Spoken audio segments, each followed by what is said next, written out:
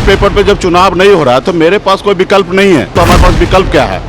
हम ईवीएम जब अभी चुनाव है तो चुनाव मैदान में न उतरे तो फिर करें क्या? नमस्कार, देशवा न्यूज देख रहे हैं आप। मैं काजल आपके साथ। देखिए, मुकेश सहनी का बड़ा बयान निकल के सामने आ रहा है, जिसपे उन्होंने बोला है ईवीएम पे सवाल उठाने वाली बात पे उन्होंने कहा है कि हमारे पास कोई चारा नहीं है। और क्या कुछ कह रहे हैं मुकेश सहनी, पहले एक बार आप नजर डालिए। देखिए, हमारे पास कोई विकल्प नहीं है।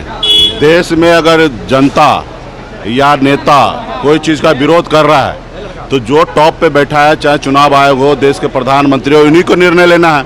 ये तो हर कोई पहले से आशंका जब जता रहा है। जब विकसित देश में ईवीएम पे अगर चुनाव नहीं हो रहा, वहाँ बैलेट पेपर पे हो रहा, तो यहाँ पे सभी लोग चर्चा कर रहा है कि बैलेट पेपर पे चुनाव होना चाहिए। तो बैलेट पेपर पे जब चुनाव नहीं हो रहा है तो मेरे पास कोई विकल्प नहीं है और जनता की आवाज़ को लेकर जनता के बीच में हमें जाना ही है। तो हम अपना फर्ज निभा रहे हैं, लेकिन चुनाव आयोग हो या भारत सरकार हो, वो अपना फर्ज नहीं निभा रहे हैं, जनता की बात नहीं सुन रहे। तो खैर वो उनकी बात है। बाकी हम लोग तो, हमारे पास विकल्प क्या है?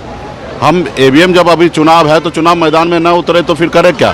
तो जो होगा वो देखा जाएगा। फिलहाल तो अभी हम लोग मजबूती से इंडिया गठबंधन चुनाव हम लोग लड़ रहे हैं। आप देख रहे हैं कि पूरा देश का युवा हम लोगों के साथ खड़ा हो रहा है, किसान का, मजदूर, सभी लोग हमारे साथ आ रहा है। हम लड़ाई लड़ रहे हैं, फिर अंजाम जो होगा वो देखा जाएगा। तो सुना आपने, उनका ये कहना है कि देश में अगर जनता या नेता कोई भी सवाल उठाएंगे तो बड़े नेताओं पर सवाल उठाना चाहिए, क्योंकि वही न कहीं जिम्मेवार रहते हैं। और साथ ही साथ जिस तरीके से चुनावी सरगर्मी चल रहा है, इस तरीके के व्याख्यान होना लाजमी है। और साथ ही साथ उन्होंने ये कहा, जनता के सवालों को लेकर अपनी आवाज़ उठाना है तो हम लोग अपना आवाज़ उठा रहे हैं।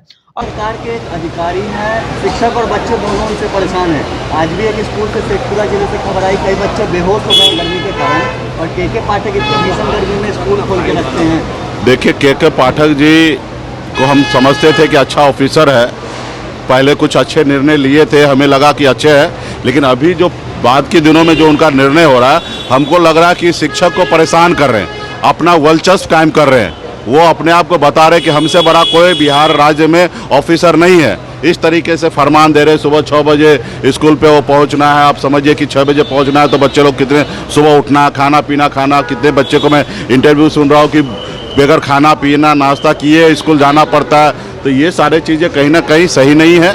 पूरा देश लेवल पे देखना चाहिए कि देश लेवल पे किस तरीके से पढ़ाई होता है, उस तरीके से बिहार में होना चाहिए। इस पे बच्चे के साथ आरएनडी नहीं होना चाहिए कि हम के पाठक है और हम जो चाहेंगे वही होगा। इसमें तो मुख्यमंत्री नीतीश कुमार जी को संज्ञान लेना चाहिए। मुख्यमंत्री मौन है। मुख्यमंत्री हमेशा अधिकारी के ऊपर सरकार चलाए हैं, अभी भी अधिकारी के पीछे लगे। उनको कम से कम सरकार को निर्णय लेना चाहिए कि ऐसे अधिकारी को बाहर करके और सही निर्णय ले। और स्कूली बच्चों को बेहोश होने पर मुकेश सहनी ने कहा है कि के पाठक जी को हम समझते थे अच्छा ऑफिसर है, पहले कुछ अच्छे निर्णय लिए थे, लेकिन हाल के दिनों में उनका जो निर्णय हो रहा है कि शिक्षकों को परेशान किया जा रहा है, अब देखना रहेगा। और साथ ही साथ उन्होंने ये भी बोला है कि 6 बजे स्कूल में पहुंचना है। यह सारी चीज़ कहीं ना कहीं सही नहीं है। पूरे देश लेवल पर देखना चाहिए कि पूरे देश लेवल पर जिस तरीके का पढ़ाई हो रहा है, और साथ ही साथ इतनी भीषण गर्मी में जिस तरीके से स्कूल खोला जा रहा है और टीचरों को परेशान किया जा रहा है, कहीं ना कहीं के पाठक जिस तरीके से हम समझते थे कि अच्छे ऑफिसर है, बिल्कुल अच्छे नहीं है। और उनका जितना भी निर्णय है गलत है। तो देखना रहेगा कि जब स्कूली बच्चों के साथ क्या कुछ होता है, और साथ ही साथ जब 4 तारीख को नतीजे निकल के सामने आएंगे तब क्या कुछ होता है। बने रहे देशवाणी न्यूज़ के साथ।